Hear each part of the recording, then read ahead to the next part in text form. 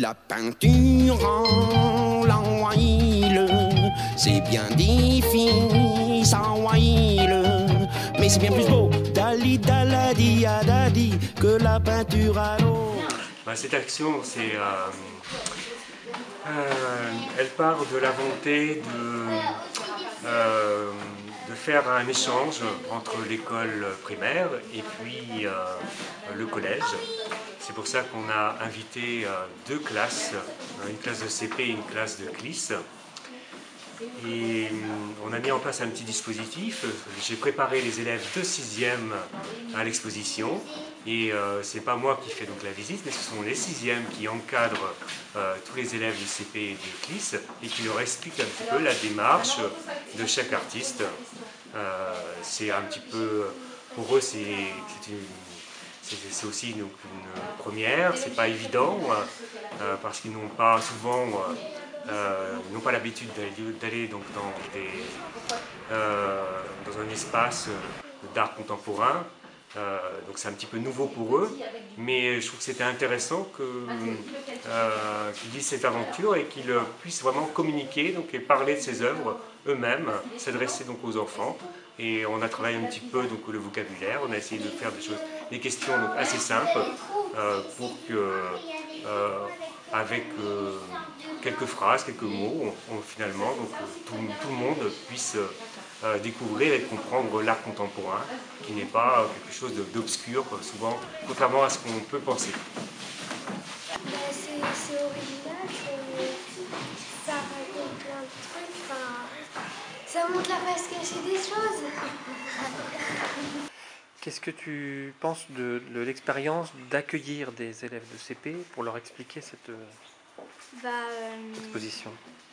Je trouve que c'est un peu dur de leur expliquer, mais... Pourquoi?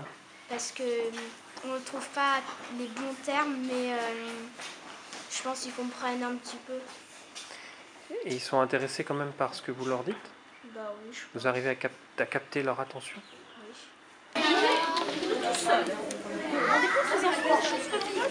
Cet après-midi, on va avoir 3 grands du collège, 3 grands de 6e qui vont nous expliquer. Alors si vous avez des questions, vous n'hésitez pas à leur poser s'il y a des petites choses pour lesquelles vous avez peut-être des incompréhensions, des choses qui vous semblent difficiles.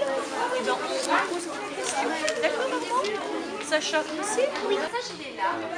Alors, c'est une expérience qui a permis à l'école élémentaire, donc CP et CLIS confondus, de participer à un projet commun, collectif avec le collège, donc en liaison autour de l'art, et de permettre à nos élèves d'élémentaire de découvrir autrement, d'avoir autrement accès à l'art, dans des conditions d'élèves apprenants et d'élèves enseignants.